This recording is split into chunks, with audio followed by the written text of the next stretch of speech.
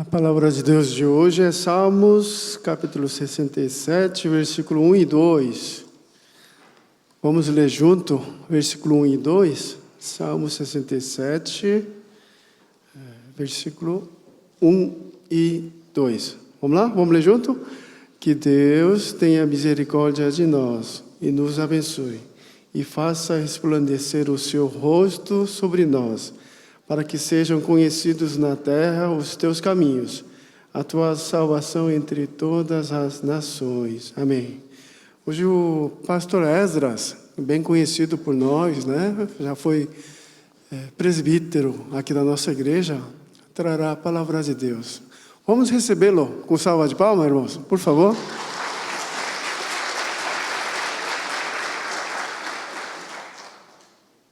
Boa tarde, estar com...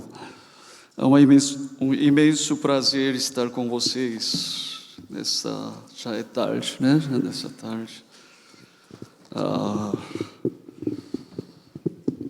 Esse salmo que o pastor Marcos havia lido é um salmo bem conhecido para nós, especialmente porque ele lembra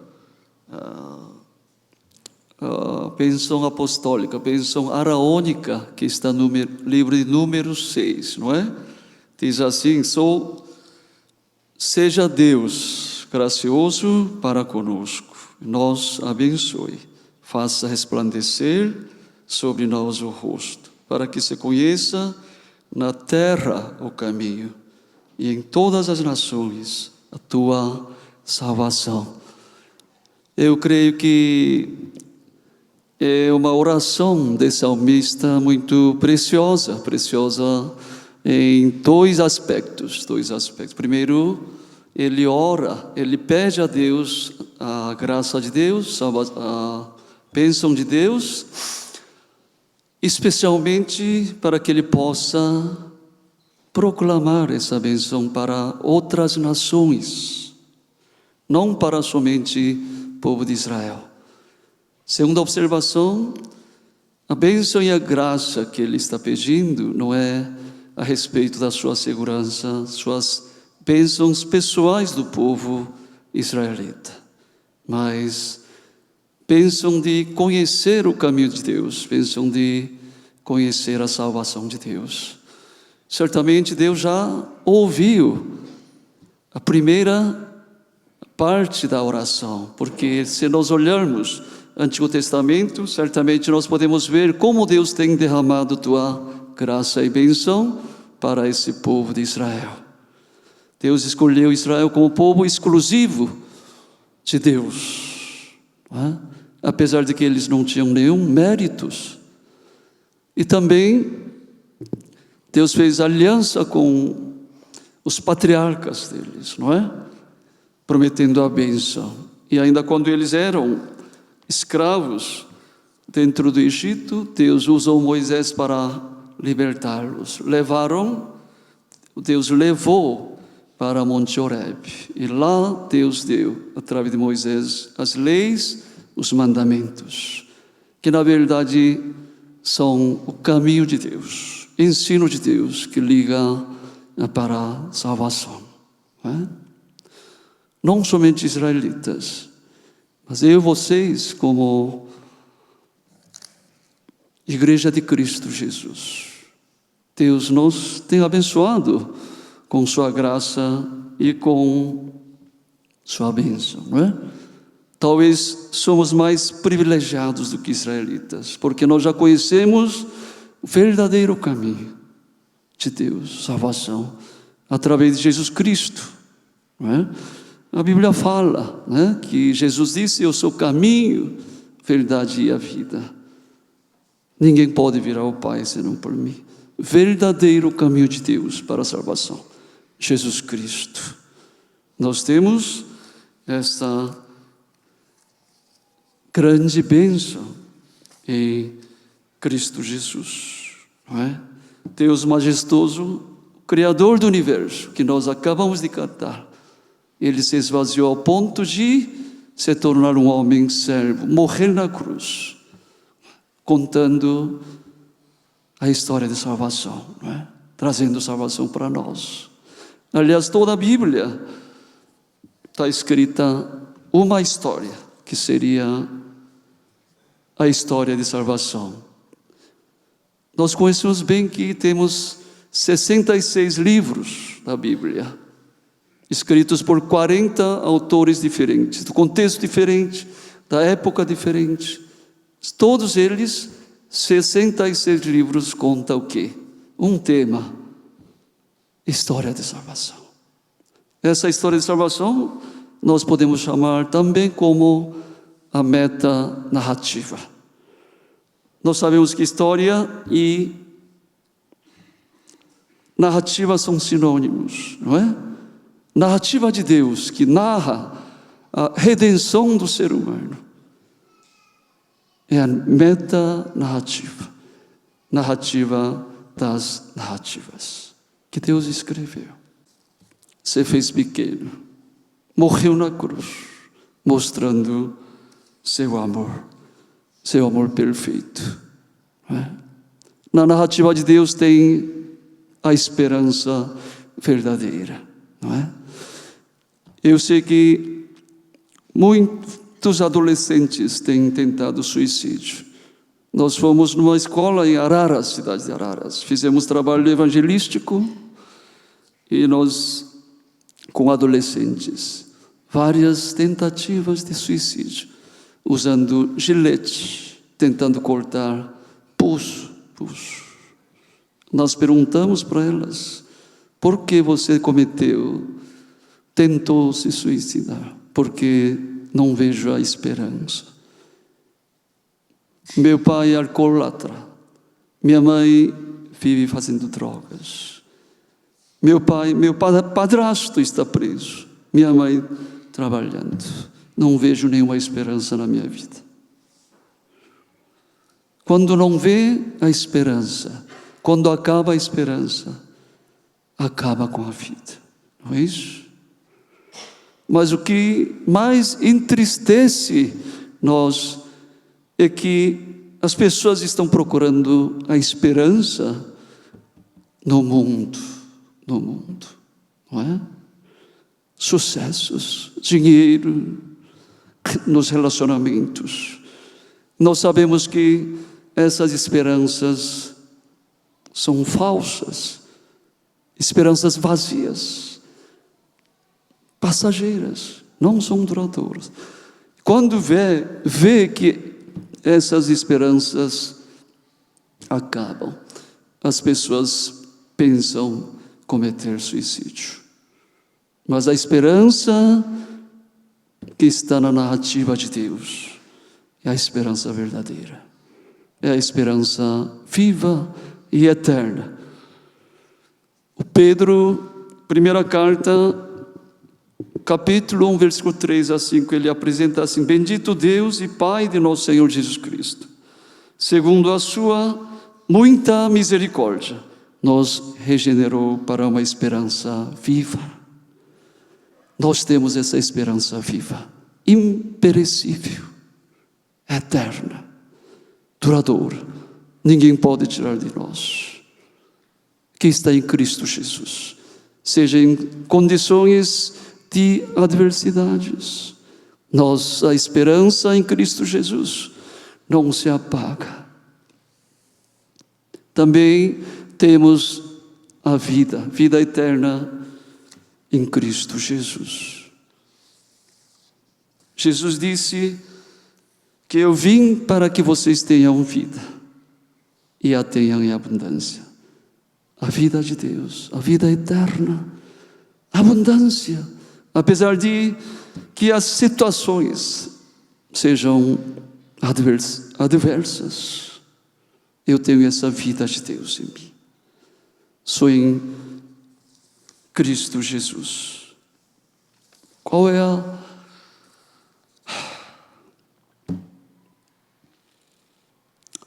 Na narrativa de Deus tem amor, tem verdadeira esperança, a vida. Embora na narrativa do mundo há caos, frustrações, destruição, morte, No mesmo versículo onde Jesus disse agora há pouco, 10a, Jesus diz assim: o ladrão vem somente para roubar, matar e destruir.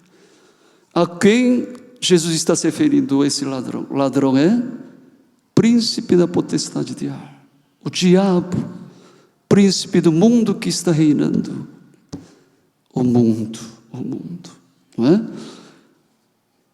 E o João, ele ensina, diz assim: pois tudo o que há no mundo, a cobiça da carne, cobiça dos olhos e a ostentação dos bens.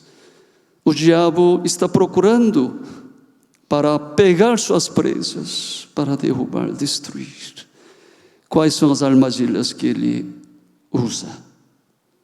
São 3 que o João diz: cobiça da carne, prazer carnal. Nós buscamos prazer carnal no mundo, não é? Drogas, homossexualismo, bebidas, sexo fora do casamento. Tudo isso é o quê? Cobiça da carne, buscar prazer carnal. Cobiça dos olhos, certamente o que é mais familiar para nós, né? Tudo que nós vemos através da internet, muito perigoso. O diabo usa isso para destruir, matar, roubar, destruir. Cuidado com a pornografia. Pesquisa diz que 20% dos brasileiros têm envolvido na pornografia, né? Não só homens, mulheres também. Meus alunos disseram que não é só 20%, 40%, 50%, muito mais. E você conhece o poder destruidor da pornografia, não é? Cuidado, pessoal, com a pornografia. Pode destruir sua vida, vida do casal. Ouvi dizer que quem assiste, pela internet pornografia, perde desejo sexual com sua esposa e leva à destruição do casamento. Pessoal, cuidado. Se alguém estiver envolvido com a pornografia, conversa com os pastores, obreiros, pede ajuda. Certamente destruirá sua vida. Ostentação dos bens, esse desejo de ter mais dinheiro, mais casas, mais famas, posição, também leva para destruição, não é? Quem está por trás de tudo isso? O diabo. Você sabia que eu e você, também estamos escrevendo a nossa história da vida? Não é verdade? A gente está escrevendo a nossa história. Qual história você está escrevendo? Se você escrever sua história sem Deus, certamente experimentará frustração, fracassos. Mas se você estiver escrevendo sua história com Deus, certamente, apesar de circunstâncias, poderá desfrutar vitórias, paz no meio de adversidades, não é? Na semana passada eu ouvi de um meu aluno chamado Rafael, 4º-anista do Seminário Bíblico Palavra da Vida, contou uma história muito impactante. Ele foi fazer estágio no julho, porque o Seminário de Palavra da Vida, nas férias, os alunos têm que fazer pelo menos 3 semanas de estágio. Ele foi para a Palavra da Vida Nordeste. Ele serviu como conselheiro para o grupo de jovens de 18 a 22 anos. Diz que foi uma grande bênção. Fizeram atividade juntos, leram Bíblia, jogaram bola juntos, com muita alegria. E lá havia um rapaz chamado Gemerson, 19 anos, um rapaz muito alegre, boa estatura. E numa noite, ele começou a ter convulsão, desmaio. E seguiu isso por 3 dias. Então, ele foi proibido de participar atividades, mesmo de jogar bola, que era o prazer dele. E o Rafael sentiu dele e foi procurar conversar, consolar ele. Gemerson, como você está? Sinto muito você por estar privado de jogar bola. Aí ele respondeu: não estou desanimado, estou feliz. Eu tenho tudo em Cristo Jesus. Agradeço a Deus pela doença que eu tenho. Tenho a gratidão a Deus em Cristo Jesus. Essas palavras impactaram Rafael. E ele, última noite, teve 5 conversões, teve que voltar para casa. Alguns dias depois, o grupo recebeu notícia triste, que o Gemerson havia falecido. Porque havia submetido a cirurgia de transplante de fígado, mas ele não sobreviveu. Rafael contou para mim chorando: eu estou triste, mas eu sei que agora Gemerson está no céu, com Jesus. Eu aprendi muito com Gemerson, a alegria que ele tinha, apesar de sua doença. Aprendi também que a vida, nossa vida é curta, efêmera. Ele viveu somente 19 anos, mas o que importa é a vida com Jesus. Vale a pena. Vida com Jesus vale a pena.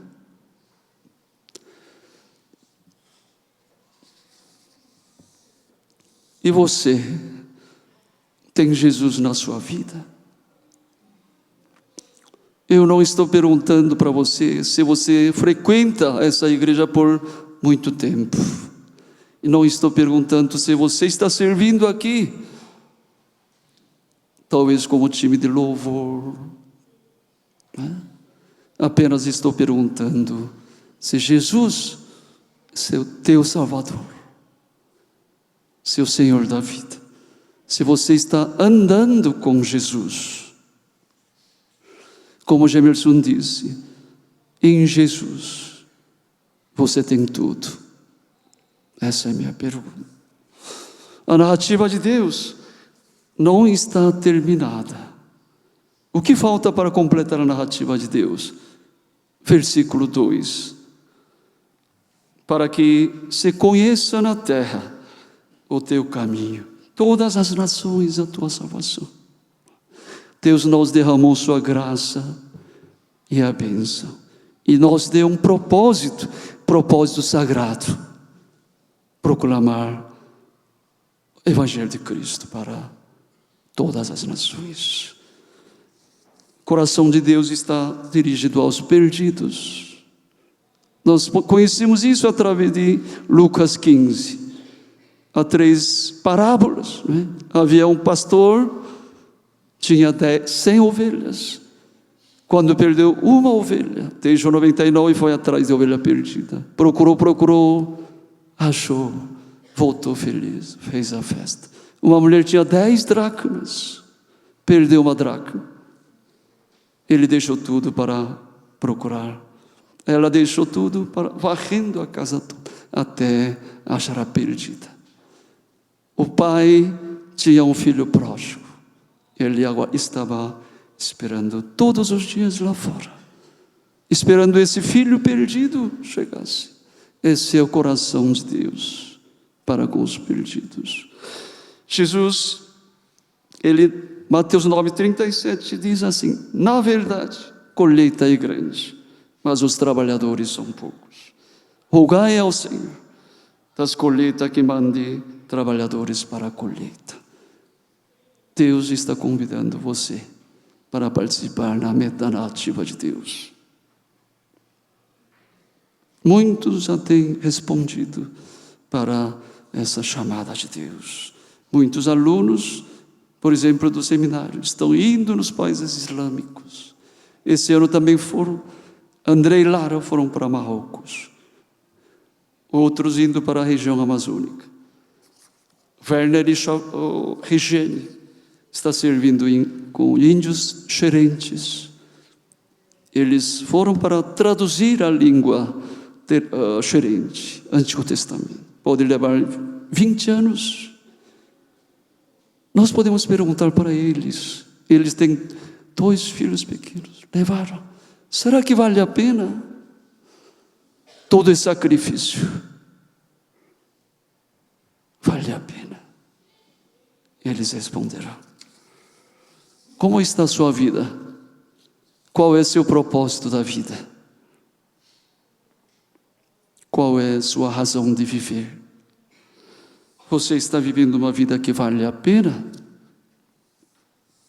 Vocês sabem que muitos jovens mormons, eles dedicam por 2 anos sua vida para proclamar reino de Deus, né? Tempo integral. Você não quer dedicar 10% da sua vida para o reino de Deus? Bom, hoje eu também estou aqui para convidar a vocês para o seminário onde eu e minha esposa estamos servindo, o Seminário Bíblico Palavra da Vida, que fica em Atibaia, porque vai haver chamado Retiro Vocacional, 3 dias, 7 de setembro, né? Feriado prolongado. Então, porque 3 dias vocês vão conhecer a dinâmica diária do seminário, não é? E talvez pode passar rapidamente. Eu vou falando rapidamente. O seminário lá pode ir passando o núcleo onde estuda, dormitórios, sim, dormitórios de casais. Aqui a capela, o grupo Onquim, pequeno grupo como família, né? Vários grupões trabalhando junto para edificar o caráter, né? Reunião de mulheres, ensinando a mulheres como deve ser a boa esposa, né? Reunião de mulheres. O grupo homens também, tá? Tem viagem missionária, né? Também pode passar, tá? A viagem missionária que nós fizemos, pode passar, né? Orando junto, evangelizando na rodoviária, no AMI também trabalho, sim. Agora vai passar o vídeo de CLD e ITM. CLD é o curso de 1 ano, né? Aqueles que estão fazendo faculdade querem passar 1 ano de treinamento. Então, pode trancar 1 ano de faculdade. Muitos alunos vêm fazendo isso, né? Passar 1 ano estudando a palavra de Deus, né? Se preparando espiritualmente. CLD, TM são 3 anos de estudo. Agora, por que eu estou apresentando meu seminário, o seminário onde eu estou? Porque há vários seminários bons, não é? Por que eu estou aqui para falar? 2 diferenciais. Primeiro diferencial, porque Seminário Bíblico Palavra da Vida é o sistema dormitório. Alguém quiser estudar, tem que deixar tudo, estudar lá, passa 3 anos. Precisa ter renúncia total. E por que passar juntos? Porque não somente trabalhar pelo conhecimento de teologia, palavra de Deus, mas também para ajudar a crescer o caráter dos alunos, a vida dos alunos. Para isso, precisa de convivência, muitos aconselhamentos, exortações, orar junto. Todo esse processo para ajudar a melhorar o caráter do futuro obreiro. Segundo diferencial, porque o Seminário Bíblico Palavra da Vida investe muito nas missões. Eu já comentei rapidamente, mas eu creio que vocês conhecem a MEVA, onde Brian e Cecília estão servindo. E lá, quase mais de 50% dos obreiros missionários são nossos ex-alunos do seminário. 52 missionários de PEVA são de Palavra da Vida. Inclusive o primeiro presidente Milton, sua esposa, eram nossos alunos. O presidente atual, Marcos, Adélia também são nossos ex-alunos. Também a MEAP, né, que trabalha com ribeirinhos, fundador de MEAP, Márcio Garcia, Damares, são nossos amigos, ex-alunos. Então nós podemos ver como Seminário Palavra da Vida investe. Dedicar um ano vale a pena. Eu tenho ouvido dos alunos que passaram CLD, todos concordaram que foram dos melhores anos da vida. Não é? Agora, eu não estou convidando vocês, todos, para servir e vir lá no seminário, não é? Mas viver para Cristo, entregar sua vida, que vale a pena, não é? Eu só vou terminar contando a história de um homem de Deus chamado Jean Mott. Ele foi poderosamente usado para um movimento estudantil voluntário no ano 1886 a 1920. Mas até a idade de 20, ele ia na igreja, mas ele era um cristão nominal. Ainda não tinha entregado sua vida a Cristo Jesus. E seu sonho era ser um empresário e um político, porque seu pai era dono de uma empresa enorme de madeiras em Iowa. E ele tinha toda a condição e qualidades de ser um empresário, influenciador e o político na alta sociedade americana. Mas aos 20 anos de idade, ele estava no dormitório de Universidade de Cornell. Ele lê Daniel 12:3. Os que forem sábios, pois resplandecerão como fulgor firmamento. Os que a muitos conduzirem à justiça, como as estrelas, sempre e eternamente. E na mesma semana, ele teve o privilégio de ouvir de um conferencista chamado J. Stott. O Jean Mott, chegou um pouco atrasado. E quando ele acabou de sentar, a palavra de Stott chegou aos seus ouvidos. Buscarás tu grandes coisas para ti. Não buscarás. Buscarás primeiro o reino de Deus. E depois, um tempo mais tarde, ele, desafiando para jovens, ele disse assim: o que impede de colocar a nossa vida à disposição de Cristo? Talvez alguns de vocês pode ser a ambição egoísta, como uma vez foi para mim. Deixa eu repetir, há 2 pontos de vista de uma vida de uma pessoa. Um é que a vida do homem pertence a si próprio, que vive para agradar a si próprio. Outro é que isso pertence a outro. Para os cristãos, pertence a Cristo.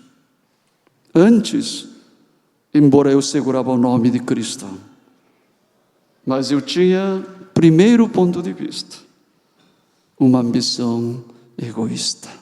Uma ambição egoísta. Qual é a sua ambição? A ambição egoísta, pessoal, buscar seus bens, a sua glória. Ou a ambição sagrada, buscar primeiro o reino de Deus e a sua glória. Oremos.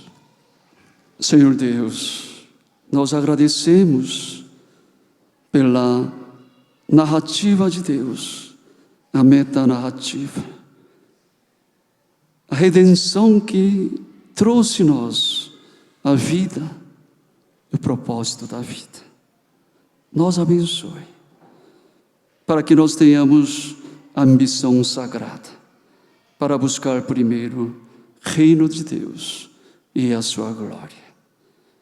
Nós oramos assim em nome de Jesus. Amém.